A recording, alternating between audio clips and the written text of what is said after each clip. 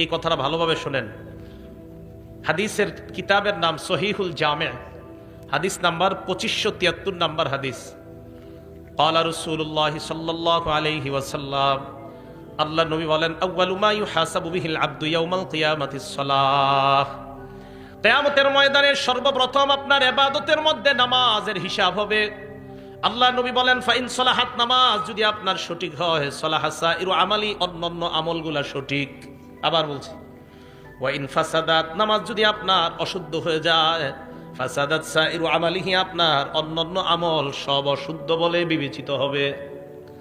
কিয়ামতের ময়দানে আপনার সর্বপ্রথম হিসাব হবে নামাজের। ইবাদতের ক্ষেত্রে আপনার নামাজ যদি শুদ্ধ হয়, অন্যান্যগুলা একটু ভুল টুল থাকলেও আল্লাহ শুদ্ধ করে দিবেন।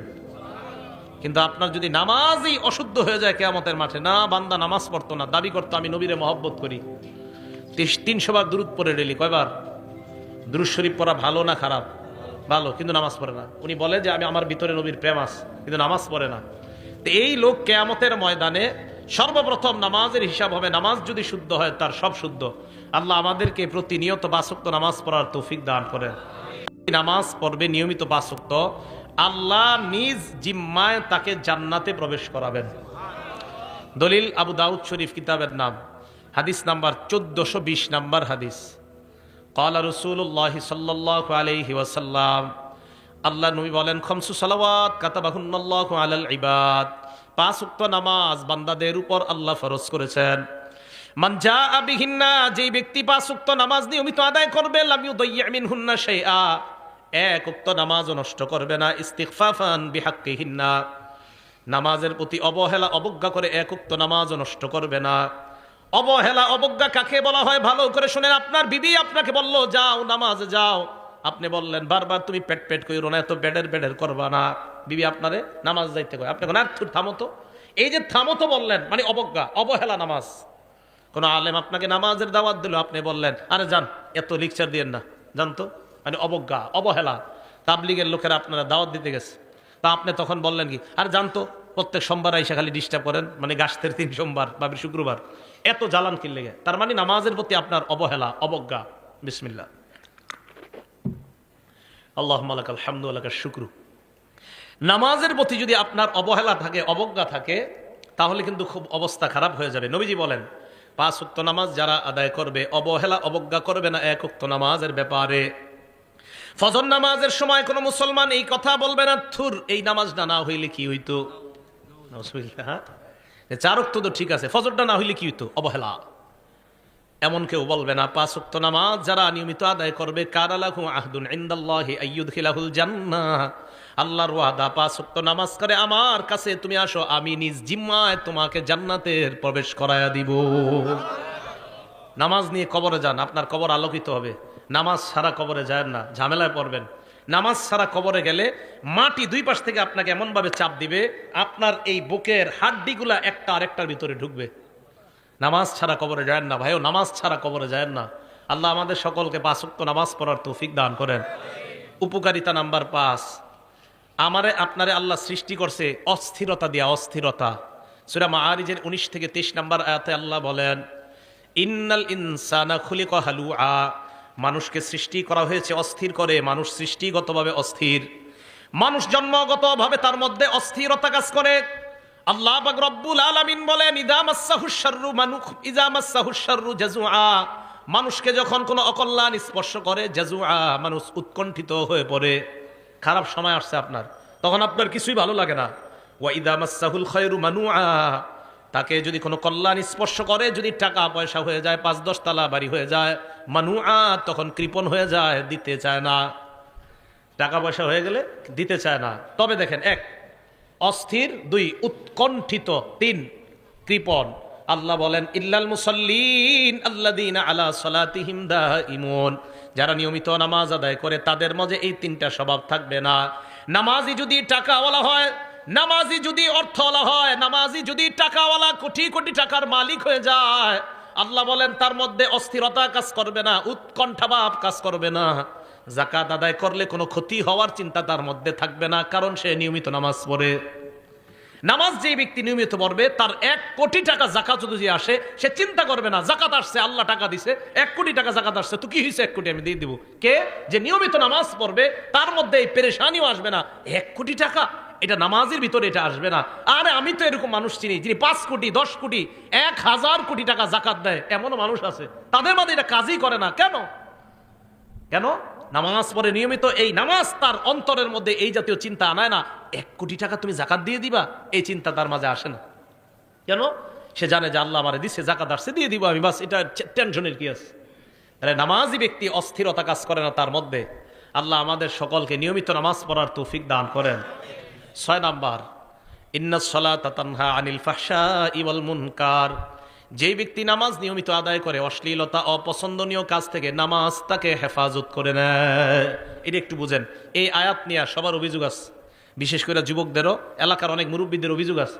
সূরা আনকাবুতের 45 নম্বর আয়াতে আল্লাহ বলেন, নিশ্চয়ই নামাজ অশ্লীলতা থেকে মুক্তি দেয়। মানুষের আয়াত নিয়ে অভিযোগ না, মানুষের অভিযোগ নিজেদেরকে নিয়ে, যে হুজুর আপনারা বলেন নামাজ নাকি অশ্লীল কাজ থেকে বাধা দেয়। কই আমার ছেলে তো ডেলি নামাজ পড়ে, এরপরেও তো সে ফিরতেছে না, বলে না? আমার ছেলে ডেলি নামাজ পড়ে, তারপরেও তো সে ফিরতেছে না। আপনার ছেলে নামাজ পড়ে ডেলি, জানেন আপনি? কয় না, ডেলি না পড়লেও জুমাটা পড়ে তো, 1 জুমা থেকে আরেক জুমা। তখন কথা কি হয়ে গেল? ফিরে গেল। কয় জুমাটা পড়ে 1 জুমা থেকে আরেক জুমা, তো পরে তো হুজুর 1 জুমা আরেক জুমা, মাঝখানে কি ওই জুমাগুলা তারে ভালো কাজ করাইতে পারে না? বুঝেন, কোনো মানুষ যদি নিয়মিত 5 ওয়াক্ত নামাজ পড়ে, ভালো করে 5 ওয়াক্ত নামাজ পড়তে অন্তত 1.5 ঘন্টা সময় লাগবে মোটামুটি ভাবে যদি পড়েন। 5 ওয়াক্ত নামাজ 1.5 ঘন্টা। আচ্ছা বলেন তো 6 দিনে 1.5 ঘন্টা করে হলে কয় ঘন্টা হয়? 9 ঘন্টা। 6 দিনে 9 ঘন্টা আপনি অশ্লীলতা থেকে মুক্ত আছেন, কারণ 9 ঘন্টা আপনি মসজিদে, ওই জায়গায় আপনি গুনাহ করবেন না, এই যে নামাজ আপনারে বাঁচাইতেছে। আচ্ছা আজকে এশার নামাজ আপনি পড়তে আসলেন, খুব মন দিয়ে শুনেন। 25 মিনিটে এশার নামাজটা বললেন, পড়ার পর গেট দিয়ে যখন আপনি বের হবেন, একজন মুরব্বী আপনাকে বলে ভাই একটু তালিমের মধ্যে বসো, বসার পর এরপর তুমি বের হবা। আপনার বন্ধু মসজিদের বাহিরে দাঁড়ায় আছে, কোথায় জানি আপনাকে নিয়ে যাবে, আপনার পছন্দ হইতেছে না, কিন্তু এলাকার চাচা মুরব্বী, মুরব্বীর কথাও আপনি ফেলতে পারতেছেন না। এই চিন্তায় আপনি তালিমের মধ্যে বসে গেলেন। বসে যাওয়ার পর আপনার মন না চাইতেও আপনি আরো 25 মিনিট বসলেন, নামাজ পড়লেন 25 মিনিট, আপনার মন না চাইলেও তালিমে বসলেন 25, কত হলো? দরজা দিয়ে বের হওয়ার সময় ইমাম সাহেবের সাথে সাক্ষাৎ, আরে আব্দুর রহমান তুমি আজকে এতক্ষণ মসজিদে, কেমন আছো, কি অবস্থা? বন্ধু কিন্তু বাইরে দাঁড়ায় আছে। হুজুর ভালো তো। ইমাম সাহেব আরো 10 মিনিট নসিহত করছে, কয় ঘন্টা হয়ে গেল? এই 1 ঘন্টা কিন্তু আপনি চাইলেও গুনাহ করতে পারেন নাই। নামাজ আপনাকে অশ্লীলতা থেকে বাধা দেয়। আপনি নামাজ পড়েন, আপনি নিয়মিত পড়েন, কিভাবে যে আপনাকে বাধা দিবে আপনি চিন্তাও করতে পারবেন না। তাহলে বলেন তো, নামাজ যতক্ষণ আমরা মসজিদে আছি অন্তত ততক্ষণ তো একটা ছেলে মসজিদে তার মোবাইলে সিনেমা দেখবে না, নাটক দেখবে না, তার মানে নামাজ তাকে অশ্লীলতা থেকে বাধা দেয়। তাহলে আল্লাহ আমাদেরকে এইভাবে যদি নিয়মিত আমরা নামাজ পড়তে পারি, এক সময় দেখবেন এই নামাজ আমাদেরকে অপছন্দনীয় আর অশ্লীলতা থেকে বাধা দিতে দিতে আল্লাহর ওলির খাতায় আমাদের নাম আল্লাহ লিখে দিবেন। এই গেল 6 নাম্বার। 7 নাম্বারটা একটু মন দিয়ে শুনেন, নামাজ আপনার আগের জিন্দিগির সব গুনাহ মাফ করে দেয়। বিসমিল্লাহ। এই ব্যাপারে আপনাদের সামনে আমি 5টা হাদিস বলি। 1 নাম্বার, মুসলিম শরীফের 428 নাম্বার হাদিস। এই হাদিসে রাসূল আকরাম সাল্লাল্লাহু আলাইহি ওয়াসাল্লামের সাহাবা উসমান গনি রাদিয়াল্লাহু তাআলা আনহুর গোলাম, উনি বলেন, সামিআতু উসমান ইবনে আফফান রাদিয়াল্লাহু তাআলা আনহু ওয়া হুয়া বিফিনাইল মসজিদি ফাজাআহুল মুআজ্জিনু ইনদাল আস। উসমান গনি রাদিয়াল্লাহু তাআলা আন আসরের নামাজের সময় মসজিদ চত্বরের মধ্যে আছে, মুয়াজ্জিন সাহেব আসছে ওনাকে ডাকার জন্য, আসরের নামাজ পড়ানোর জন্য মুয়াজ্জিন সাহেব আসছে। আসার পর কয়, হুজুর আসরের সময় হয়ে গিয়েছে, তাড়াতাড়ি মসজিদে চলেন, নামাজ পড়াবেন। হযরতে উসমান ওযুর পানি আনলেন, আনার পর নামাজের জন্য ওযু করলেন, এরপর বললেন, আমি তোমাদেরকে আল্লাহর কসম একটা হাদিস এখন শোনাবো। হযরতে উসমান বললেন, ইন্নী সামি'তু রাসূলুল্লাহি সাল্লাল্লাহু আলাইহি ওয়াসাল্লাম ইয়াকুল, আল্লাহ নবীকে আমি বলতে শুনলাম, লা ইয়াতাওয়াদ্দাউ রাজুলুন মুসলিমুন, কোন মুসলমান যখন ওযু করে, ওযু করার পর ভালোভাবে ওযু করে, করার পর নামাজের মধ্যে দাঁড়ায়, ফাইসাল্লি সালাতা, নামাজ আদায় যখন করে, করার পর, ইল্লা গফারাল্লাহু লাহু মা বাইনাহু ওয়া বাইনাল্লাতি তালিহা, নামাজ আদায় করতে দেরি, তার আগের গুনাহগুলো আল্লাহ মাফ করতে দেরি হয় না।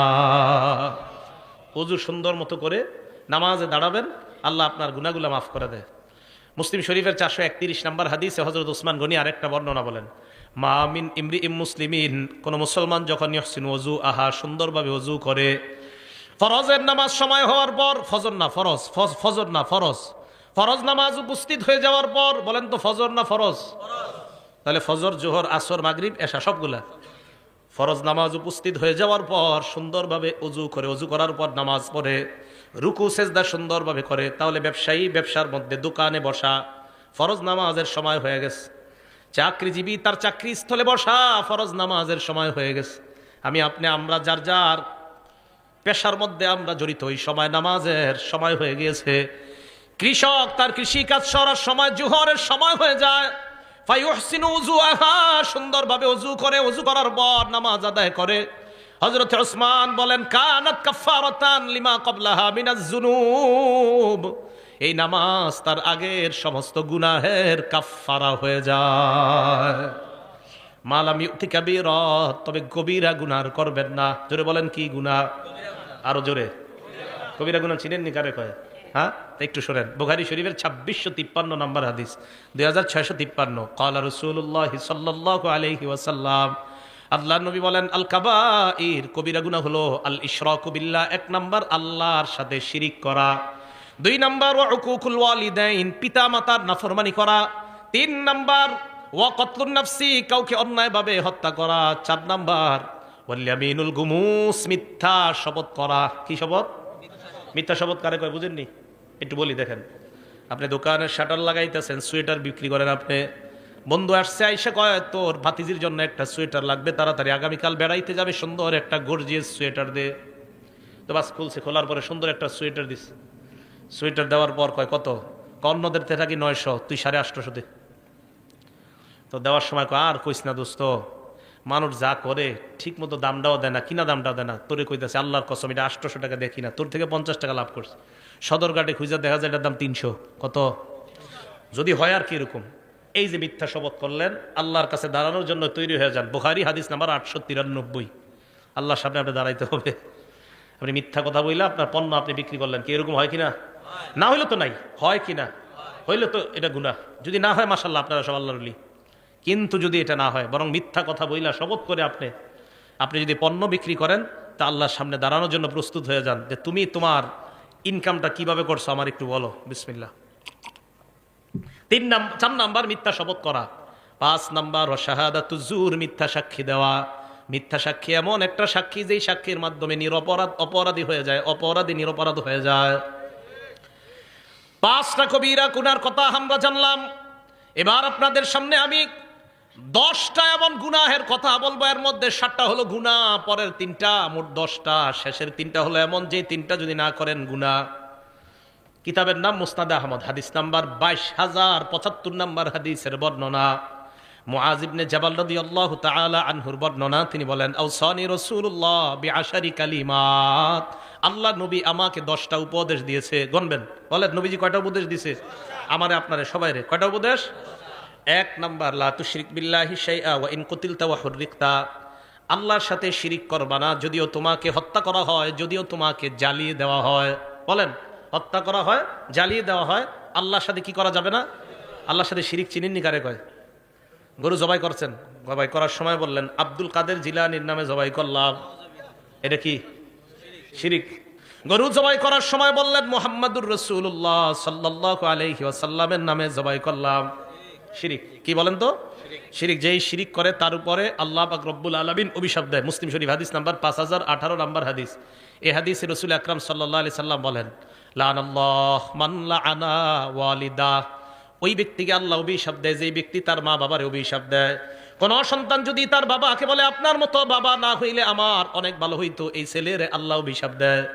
কোন ছেলে যদি তার মাকে বলে তুমি আমার মা না হইয়া অন্য কেউ মা হইলে ভালো হইতো, এই সন্তানকে আল্লাহ অভিশাপ দেয়। আসেনি এমন সন্তান? 2 নাম্বার, লাআনাল্লাহ মান যাবাহা লিগাইরিল্লাহ, ওই ব্যক্তিকে আল্লাহ অভিশাপ দেয় যেই ব্যক্তি পশু আল্লাহ ছাড়া অন্যের নামে জবাই করে। হুজুর 7 নামে কোরবানি দেন, আজকে থেকে বাংলার কইেন না। হুজুর 7 নামে কোরবানি দেন, এটা আর বলবেন না। হুজুর 3 নামে কোরবানি দেন, আর বলবেন না। বলেন আমার সাথে, 7 জনের পক্ষ থেকে। সবাই বলেন, 7 জনের পক্ষ থেকে, 3 জনের পক্ষ থেকে, 4 জনের পক্ষ থেকে, আল্লাহর নামে। তাহলে 7 নামে না 7 জনের পক্ষ থেকে? নামে কার? এই ভুলগুলা কোরবানির সময় আর করেন না। একজনে ছুরি নিয়ে দাঁড়ায় দেখো, হুজুর 7 নামে, আর বললেন না এটা হুজুর 7 জনের পক্ষ থেকে আল্লাহর নামে, মনে থাকবে তো? তো যেই ব্যক্তি আল্লাহ ছাড়া অন্য কারণে জবাই করে তার উপরে আল্লাহ অভিশাপ দেয়। 3 নাম্বার, ওয়ালা আনাল্লাহ মান গায়্যারা মানারাল আরদি। দেখেন তো এই অপরাধটা আপনাদের মাঝে আছে কিনা? যেই ব্যক্তি জমিন, অন্যের জমিন নিজের কবজায় নিয়ে নেওয়ার পর বলে ক্রয় সূত্রে এই জমির মালিক আরিফ বিন হাবিব। আছে? অন্যের জমিন সামান্য একটু জমিন যদি আপনার আয়াত্তে নিয়ে বাস লিখে দিয়েছেন ক্রয় সূত্রে এই জমির মালিক হাজি মোহাম্মদ মক, তার উপর আল্লাহ অভিশাপ দিতে থাকে। আল্লাহ 24 ঘন্টা তার উপর অভিশাপ চলতে থাকে। সে হজ করছে 50 বার, কয়বার? এই হজ করা অবস্থায় অভিশাপ চলতেছে, আরেকজনের জমি মেয়েরা হজ করতেছে। এই হলো 3 নাম্বার। 4 নাম্বার, ওয়ালা আনাল্লাহ মান আওয়া মুহদিসা। যে ব্যক্তি কোনো বেদাতিকে আশ্রয় দেয় ওই ব্যক্তিকে আল্লাহ অভিশাপ দেয়। আপনাদের এলাকায় সালাগাই দিয়ে এক ব্যক্তি ঘুরতেছে, হঠাৎ আপনারা মনে করলেন লোকটা সালাগাই দিয়ে কেন হাঁটতেছে, মনে হয় ভিতরে কিছু আছে। চিন্তা ভাবনা কইরা তারা আপনারা পীর বানায় দিয়ে এলাকার মধ্যে খানকা খুইলা দিলেন। আল্লাহ নবী কয় তোমার উপর আল্লাহ 24 ঘন্টা অভিশাপ দেয়, কারণ তুমি কেন বাটপারকে জায়গা দিলা। তাহলে শিরিক করা যাবে না। আবার আসেন আগের জায়গায় নবীর 10 উপদেশ, মনে আসেনি? ওখান থেকে এই হাদিসে আসলাম। 1 নাম্বার, আল্লাহর সাথে শিরিক করবা না, যদিও তোমাকে হত্যা করা হয়, যদিও তোমাকে জ্বালিয়ে দেওয়া হয়। 2 নাম্বার, ওয়ালা তাআক্কারনা ওয়ালিদাইক ওয়া ইন আমারাকা আন তাখরুজা মিন মালিকা ওয়া আহলিকা। তোমার মা বাবা যদি তোমাকে সম্পদ থেকে আলাদা করে দেয়, তোমাকে যদি ত্যায্য করে দেয়, মা বাবার নাফরমানি করবা না। ঘর থেকে বের করে দিছে, সম্পদ থেকে বের করে দিছে, তুই পাবি না সম্পদ, এরপরেও মা বাবার সাথে নাফরমানি করা যাবে না। এখন মা বাবা বের করবে কি? ছেলে মা বাবারে বের করে দেয়। 2 নাম্বার, তোমার মা বাবা যদি তোমাকে সম্পদ থেকে বের করে দেয়, ত্যায্য করে দেয়, তাও তুমি তোমার মা বাবার কি করবা না? নাফরমানি করবা না। 3 নাম্বার, এই 3 নাম্বারটা শুনেন, ওয়ালা তাতরুকান্না সালাতান মাকতুবাতান মুতাআম্মিদা। বলেন ইচ্ছাকৃতভাবে, বলেন 1 ওয়াক্ত ফরজ নামাজ ছেড়ে দিবা না। নবীজি বলেন ইচ্ছাকৃতভাবে 1 ওয়াক্ত ফরজ নামাজ ছেড়ে দিবা না। ফাইন্না মান তারাকা সালাতান মাকতুবাতান মুতাআম্মিদান, কেউ যদি 1 ওয়াক্ত ফরজ নামাজ ইচ্ছাকৃতভাবে ছেড়ে দেয়, ফাকাদ বারিআত মিনহু জিম্মাতুল্লাহ, আল্লাহর জিম্মা তার থেকে উঠে যায়, ওই বান্দার দায়িত্ব আর আল্লাহ নেয় না। যা তোর যা মন চায় কর। 1 ওয়াক্ত ফরজ নামাজ যদি কেউ, সবাই মন দিয়ে শোনেন, 1 ওয়াক্ত ফরজ নামাজ যদি কেউ ইচ্ছাকৃতভাবে ছেড়ে দেয়, তার থেকে আল্লাহ জিম্মা উঠায় নেয়, তোমার যা মন চায় করো, আমি তোমার দায়িত্ব নিচ্ছি না। ভাই কথাটা খুব খুব খুব কঠিন কথা, বালিশে মাথা লাগায় চিন্তা করেন। 1 ওয়াক্ত নামাজ ইচ্ছাকৃতভাবে ছেড়ে দিলে আল্লাহ কষ্ট পায় আপনার উপর, আল্লাহ রাগান্বিত হয়। যা তোর যা মন চায় কর। তুমি দুনিয়ার সব পারলা, আর আমার জন্য নামাজটা পড়ার সময় তোমার যত অজুহাত, আমার কাপড় ঠিক নাই, আমার এই কাজ আছে, সেই কাজ আছে। মুসলমান দুনিয়ার সব করতে পারে, নামাজের সময় হাজারো অজুহাত দাঁড় করায়। তো নবীজি বলছেন 1 ওয়াক্ত নামাজ যদি কেউ ইচ্ছাকৃতভাবে ছেড়ে দেয়, তার থেকে আল্লাহর যে একটা দায়িত্ব আছে এই বান্দার জন্য উঠে যায়। তো যা মন চায় কর। তাহলে 3 নাম্বার, ওয়াদা করা যায় 1 ওয়াক্ত নামাজ ইচ্ছাকৃতভাবে স্বেচ্ছায় সজ্ঞানে আর ছাড়বো না ইনশাআল্লাহ। আল্লাহ কবুল করেন। 4 নাম্বার, আল্লাহ নবী বলেন ওয়ালা তাশরাবান্না খামরা, মদ পান করবা না, গাঁজা খাইবা না, চিপায় চুপায় ইয়াবা টানবা না। কি টানবা না? ইয়াবা, গাঁজা। চিপা চুপায় বৈশা গাঁজা টানা যাবে না, ইয়াবা টানা যাবে না, মদ পান করা যাবে না। ফাইন্নাহু রাসু কুল্লি ফাহিশা, মাদক সমস্ত অশ্লীলতার দরজা খুলে দেয়।